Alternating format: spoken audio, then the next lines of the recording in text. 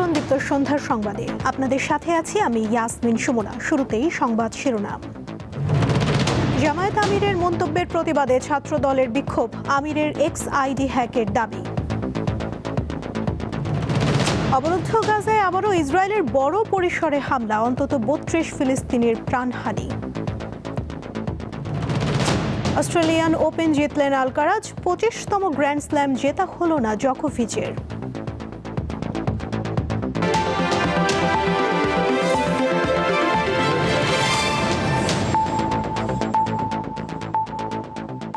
এবারে বিস্তারিত। জামায়াত আমিরের এক্স অ্যাকাউন্টে কর্মজীবী নারীদের নিয়ে আপত্তিকর পোস্ট করার প্রতিবাদে বিক্ষোভ করেছে জাতীয়তাবাদী ছাত্রদল। রোববার ঢাকা বিশ্ববিদ্যালয়ে আয়োজিত বিক্ষোভ থেকে ছাত্রদল নেতাকর্মীরা জামায়াত আমিরকে নারীদের কাছে ক্ষমা চাওয়ার দাবি জানান।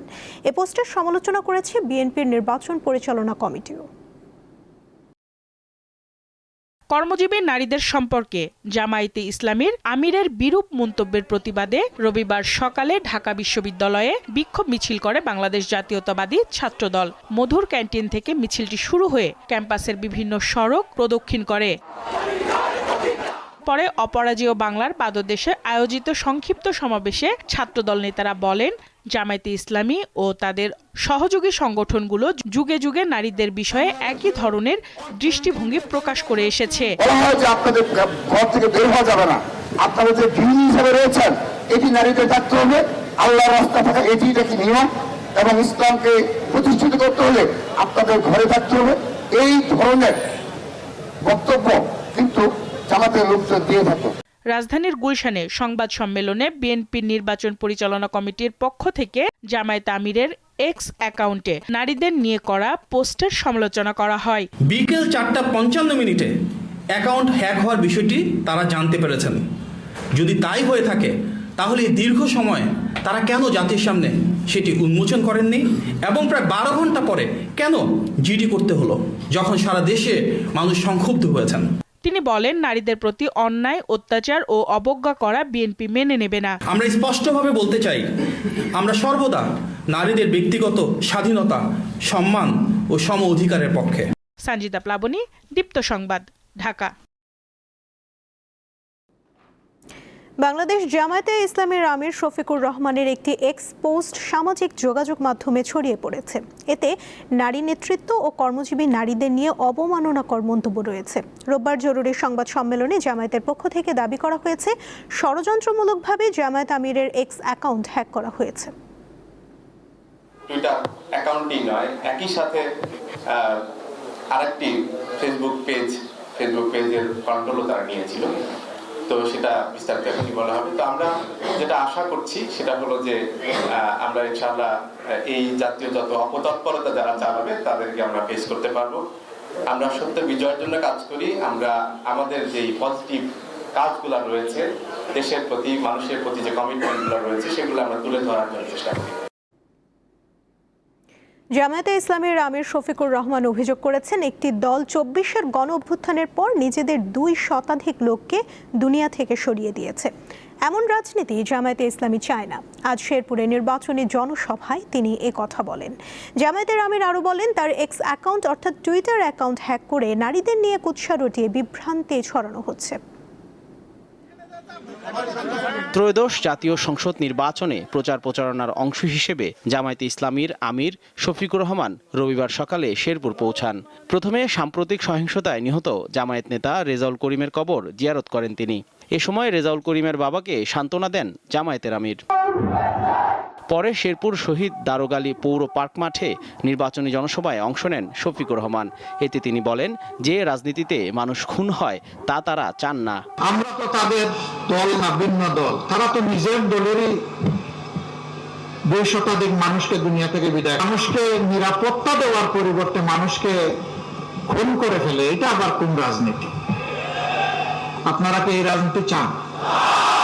চাঁদাবাজির বিরুদ্ধে আবারও নিজেদের শক্ত অবস্থানের কথা জানান শফিকুর রহমান। আমরা বলে দিয়েছিলাম, কোন চান্দাবাট্টার সাথে আমাদের কোনো সম্পর্ক থাকবে না। আপনারা সাক্ষী, কেউ ওনাদেরকে চাঁদাবাজ বলতে পারবে না। আমরা বলেছিলাম, এখানে ওখানে দখল বাণিজ্য, এটি আমাদের কাজ নয়। আমাদের আল্লাহ, আমাদের নবী করিম সাল্লাল্লাহু আলাইহি সাল্লাম এটা আমাদেরকে শিক্ষা দেননি। এ কাজ আমরা করব না, আপনারা সাক্ষী, এই কাজ আমরা করি নাই। শেরপুর থেকে জামালপুরে নির্বাচনী সমাবেশে অংশ নেন জামায়াতে আমির। সেখানে তিনি সমতার বাংলাদেশ প্রতিষ্ঠার জন্য দাঁড়িপাল্লায় ভোট চান। দুর্নীতিমুক্ত, চাঁদাবাজ মুক্ত, একটা সাম্যের ইনসাফপূর্ণ মানবিক বাংলাদেশ করার জন্য আপনারা মেহেরবানি করে আমাদেরকে উপহার দেন। আমরা আপনাদের এই আস্থার প্রতিদান দেওয়ার জন্য ইনশাআল্লাহ মহান আল্লাহর উপর ভরসা করে জান প্রাণ দিয়ে আমরা চেষ্টা করব ইনশাআল্লাহ। জহিরুল মোহসান, দীপ্ত বার্তা কক্ষ। এবার কেউ নির্বাচন ভণ্ডুল করতে পারবে না, এমনটি বললেন বিএনপি মহাসচিব মির্জা ফখরুল ইসলাম আলমগীর। দেশের মানুষ জেগে উঠেছে বলেও মন্তব্য করেছেন তিনি। সকালে ঠাকুরগাঁও 1 আসনে নির্বাচনী পথসভায় তিনি একথা বলেন। সদর উপজেলা মোহাম্মদপুর ইউনিয়নের কাজীপাড়া এলাকায় প্রচার চালান মির্জা ফখরুল। বলেন, কেউ যেন দুষ্টামি করার সাহস না পায় সে বিষয়ে সতর্ক থাকতে হবে। ভোটের দিন ভোট কেন্দ্র পাহারা দেয়া এবং হিন্দু মুসলমান সবাই মিলে নির্বিঘ্নে ভোট দিতে পারে সেদিকে খেয়াল রাখতে হবে। এ সময় ঠাকুরগাঁওয়ের শহীদ মামুনের বোন তার মাটির ব্যাংকে সঞ্চিত অর্থ বিএনপি মহাসচিবের হাতে তুলে দেন। এতে আবেগ আপ্লুত হয়ে পড়েন মির্জা ফখরুল ইসলাম আলমগীর। কিন্তু আমি মনে করি না এইবার তারা নির্বাচন বন্ধ করতে পারবে। দেশের মানুষ জাগে গেছে যে ভোট আমরা দিব ঠিক না, এইবার ভোট দিব না, সেটা সবাই কেউ ঠেকাতে পারবে না ইনশাআল্লাহ। গত 1 বছরে ঢাকা মহানগরী সহ দেশের বিভিন্ন আসনে বিপুল সংখ্যক ভোটার স্থানান্তরিত হয়েছে বলে অভিযোগ করেছে বিএনপি। 2-3 হাজারের বেশি ভোটার স্থানান্তরিত হয়নি বলে নির্বাচন কমিশন যে তথ্য দিয়েছে তা সঠিক নয় বলেও মন্তব্য করেছে দলটি। দুপুরে আগারগাঁও নির্বাচন কমিশন ভবনে সিইসির সাথে বৈঠক শেষে সাংবাদিকদের একথা বলেন বিএনপি নির্বাচন পরিচালনা কমিটির চেয়ারম্যান নজরুল ইসলাম খান। তিনি অভিযোগ করেন, একটি রাজনৈতিক দলের বিরুদ্ধে এমন সব আচরণবিধি লঙ্ঘনের অভিযোগ রয়েছে যা শুধু আইন ভঙ্গ নয়, ধর্মীয় বিশ্বাসেও আঘাত হানছে, অথচ ইসি ব্যবস্থা নিচ্ছে না। বিএনসিসি সদস্যদের নির্বাচনে যুক্ত রাখার বিরোধিতা করে নজরুল ইসলাম খান বলেন, আইন শৃঙ্খলা বাহিনীকেই শুধু নির্বাচনের কাজে রাখা উচিত। এছাড়া যাদের নির্বাচন পর্যবেক্ষণের সক্ষমতা আছে শুধু তাদেরই এ কাজ করা উচিত বলে মন্তব্য করেন তিনি।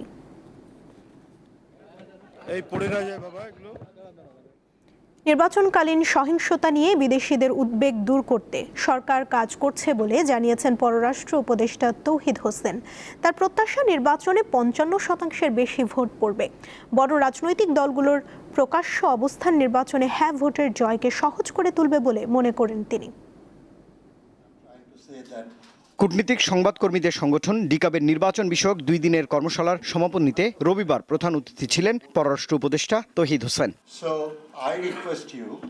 রাজধানীর একটি হোটেলে এই আয়োজনের শেষে সাংবাদিকদের মুখোমুখি হন তিনি। জানান, নির্বাচনের পর প্রধান উপদেষ্টার জাপান সফরের যে খবর গণমাধ্যমে এসেছে সেরকম কোনো প্রস্তুতি নিচ্ছে না পররাষ্ট্র মন্ত্রণালয়। আমার জানার মতো এরকম কোনো প্রোগ্রাম নেই, কারণ যে প্রোগ্রাম তো একটা খাড়া করতে সময় লাগে বেশ কিছু, সেক্ষেত্রে আমাকে বলতে হবে যে উনি যাচ্ছেন এই সময়ের কাজে সেই প্রস্তুতি নেন, এরকম কোনো তথ্য আমার কাছে আসে। আসন্ন সংসদ নির্বাচনে সহিংসতার শঙ্কার বিষয়ে আশ্বস্ত করতে চাইলেন পররাষ্ট্র উপদেষ্টা। জানিয়েছেন, বাংলাদেশের নির্বাচনে এই রকমটা অনেকদিন ধরেই ঘটে। নির্বাচনকালীন সহিংসতা নিয়ে আমরা নিজেদেরও উদ্বেগ আছে, আমরা সেটা সমাধান করার চেষ্টা করছি। এটা যে কোনো নির্বাচনের আগেই থাকে এবং সেরকমই আছে। আমরা প্রতিনিয়ত চেষ্টা করছি যাতে এগুলি বাড়াবাড়ি না হয় কোনো কিছু, কারণ আপনারা জানেন যে আমাদের দেশে নির্বাচন এমনই জেরোসাম যে কেউই হাতে সহজে রাজি হয় না। বিএনপি চেয়ারম্যান তারেক রহমানের হ্যাঁ ভোটের পক্ষে প্রকাশ্য অবস্থানে বিষয়টি সহজ হয়ে গেছে বলেও মনে করছেন পররাষ্ট্র উপদেষ্টা। প্রত্যাশা করেন ভোট পড়ার হার হতে পারে 55%। মেজর 3-4টা পার্টি সবাই কিন্তু হ্যাঁ পক্ষেই বলেছে, কাজে আমার মনে হয় না এটা নিয়ে বড় কোনো সমস্যা সৃষ্টি হবে। অনুষ্ঠানে বাংলাদেশের জাতিসংঘের উন্নয়ন সংস্থা ইউএনডিপির প্রধান নির্বাচনকালে সহিংসতা এবং অপতথ্যের বিস্তার নিয়ে সতর্ক করেছেন। Gender-based violence, including online harassment, intimidation, sexualized disinformation and doxing. Rubayet Hasan, দীপ্ত সংবাদ, ঢাকা। জুলাই আগস্ট আন্দোলনে ঢাকার আশুলিয়ায় 6 জনের মরদেহ পোড়ানো এবং একজনকে হত্যার অভিযোগে দায়ের করা মানবতাবিরোধী অপরাধের মামলার রায় 5 ফেব্রুয়ারি। মামলার 16 আসামির মধ্যে 8 জন কারাগারে আছেন, বাকিরা পলাতক। আসামিদের সর্বোচ্চ শাস্তি প্রত্যাশা করছে আন্তর্জাতিক অপরাধ ট্রাইব্যুনালের প্রসিকিউশন। 5 আগস্ট 2024 ঢাকার আশুলিয়ায় হত্যার পর 6 জনকে পোড়ানোর দৃশ্য এটি। এ ঘটনা সামাজিক যোগাযোগ মাধ্যমে ছড়িয়ে পড়লে দেশ জুড়ে ওঠে সমালোচনার ঝড়। ইসলাম পরিদর্শক আরাফাত হোসেন, SI মালেক, SI আরাফাত উদ্দিন, ASI কামরুল হাসান, আফজাল ও কনস্টেবল মুকুল কারাগারে আছেন। সাভারের সাবেক সংসদ সদস্য সাইফুল ইসলাম ও পুলিশের 7 সদস্য পলাতক রয়েছেন। চলতি বছরের 20 জানুয়ারি রাষ্ট্রপক্ষ ও আসামি পক্ষের যুক্তিতর্ক উপস্থাপন শেষ হয়। রবিবার আন্তর্জাতিক অপরাধ ট্রাইব্যুনাল 2 এর চেয়ারম্যান বিচারপতি নজরুল ইসলাম চৌধুরীর নেতৃত্বাধীন 3 সদস্যের আদালত রায় ঘোষণার দিন ধার্য করে। মানবতার ইতিহাসের সবচাইতে বর্বরতম ঘটনা একটা হচ্ছে যে নির্মমভাবে শুধু গুলি করে হত্যাই করা হয়নি, এই তরুণ ছাত্রদেরকে জীবন্ত অবস্থায় একজনকে এবং বাকি 5 জনের মরদেহ পর্যন্ত গাড়িতে তুলে পেট্রোল ঢেলে আগুন দিয়ে তারপরে খড়ি কাঠ দিয়ে তাদেরকে পোড়ানো হয়েছে। নির্মমতম ঘটনার যে বিচার চলছিল সেই বিচারটির সমাপ্তি হয়েছে। আগামী 5ই ফেব্রুয়ারি আন্তর্জাতিক অপরাধ ট্রাইব্যুনাল 2 আশুলিয়ায় ওই নির্মম হত্যাযজ্ঞের মামলায় রায় ঘোষণা করবেন। নজিরবিহীন এ ঘটনায় আসামিদের সর্বোচ্চ শাস্তি হলে ন্যায় বিচার নিশ্চিত হবে বলে মনে করে রাষ্ট্রপক্ষ। পৃথিবীর ইতিহাসে এরকম বর্বরতার নজির খুব কম আছে। সুতরাং একটা সভ্য দেশে পুলিশ বাহিনীর সদস্য হয়ে যারা জাতির সূর্য সন্তানদেরকে এভাবে হত্যা করেছে তাদের অপরাধ ক্রিস্টাল ক্লিয়ারভাবে প্রমাণ হয়েছে। অপরাধীদের চেহারা ভিডিওগ্রাফির বা ভিডিওর মাধ্যমে চিহ্নিত হয়েছে। ঘটনাস্থলে লাইভ উইটনেস আছে এবং প্রত্যক্ষদর্শী সবাই সাক্ষী দিয়েছেন। কাচের মতো স্বচ্ছভাবে প্রমাণিত হয়েছে। সুতরাং আসামিদের সর্বোচ্চ শাস্তি আমরা প্রত্যাশা করি। আশুলিয়ায় 6 মরদেহ পোড়ানোর মামলার মাধ্যমে আন্তর্জাতিক অপরাধ ট্রাইব্যুনাল 2 প্রথমবারের মতো রায় দিতে যাচ্ছে। আগের 2টি রায় হয়েছে ট্রাইব্যুনাল 1-এ। মাহিদুর রহমান, দীপ্ত সংবাদ, ঢাকা। আন্তর্জাতিক প্রসঙ্গ। অবরুদ্ধ গাজায় আবারও বড় পরিসরে হামলা করেছে ইসরায়েল। শনিবার উপত্যকা জুড়ে একাধিক বিমান হামলায় অন্তত 32 ফিলিস্তিনি নিহত হয়েছেন।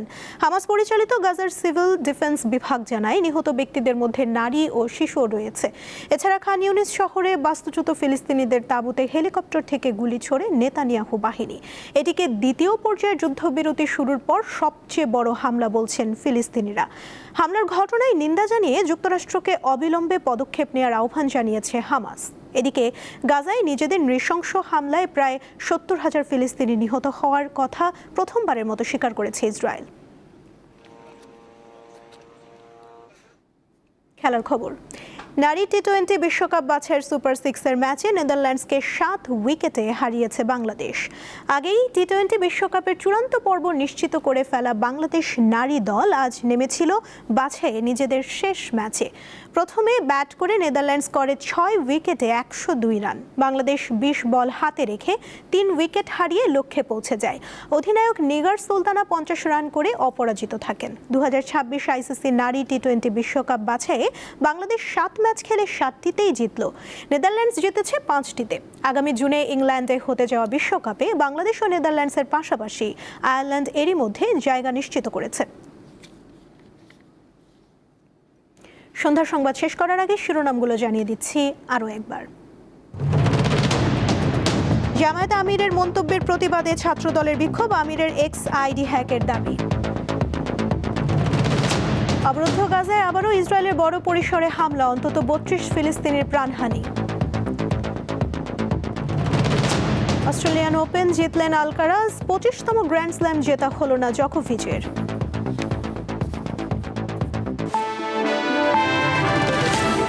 এই ছিল এখনকার মতো। এরপর রাতের সংবাদ দেখার আমন্ত্রণ জানিয়ে শেষ করছি। ধন্যবাদ সবাইকে।